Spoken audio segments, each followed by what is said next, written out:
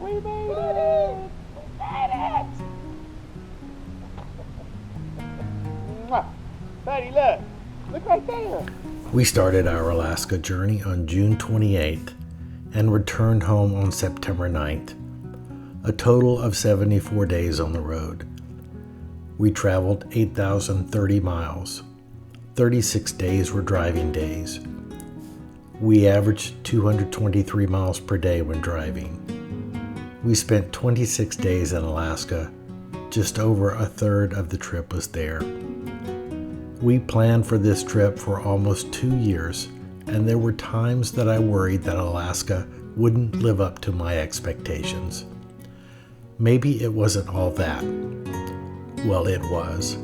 It was all that. It was a dream come true.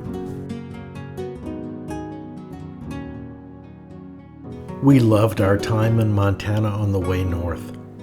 This was our third trip to Big Fork, but the first time we had ever been able to drive the entire length of the Going to the Sun Road.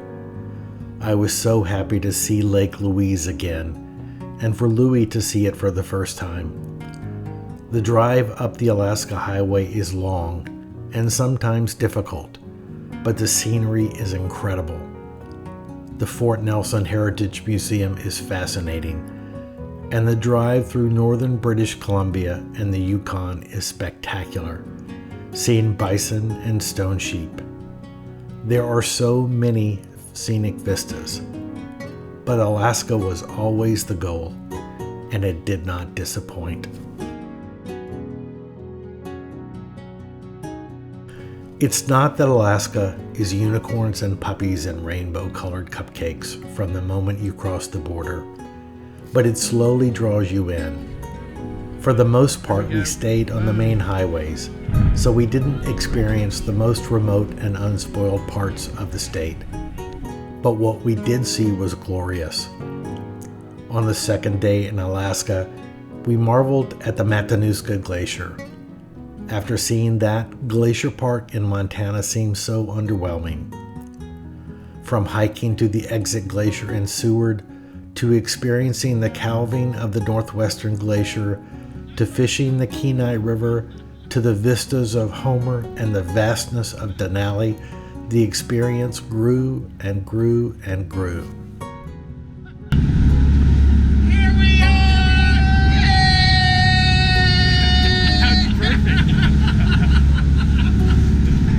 You can still kick it!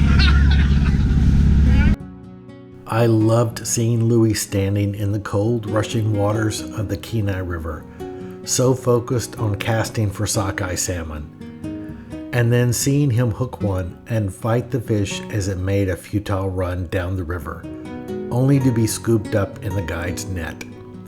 He was thrilled, as was I. I was so happy that we could experience that together.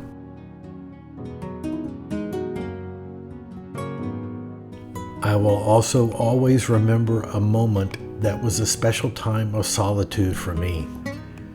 We were on a fishing boat returning to Homer from halibut fishing.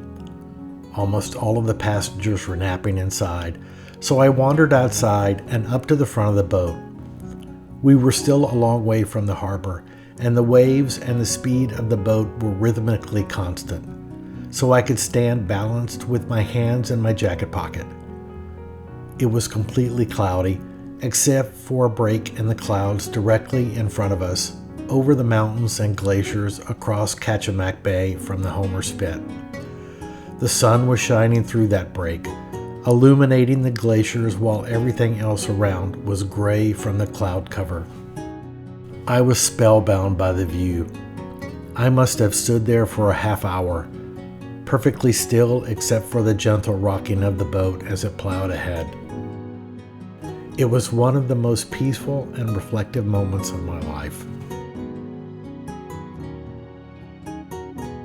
So, in closing, I'll leave you with the beginning and end of a day over Kachemak Bay. Stay tuned for our next adventure, PB&J's Southern Swing 2017, starting in October.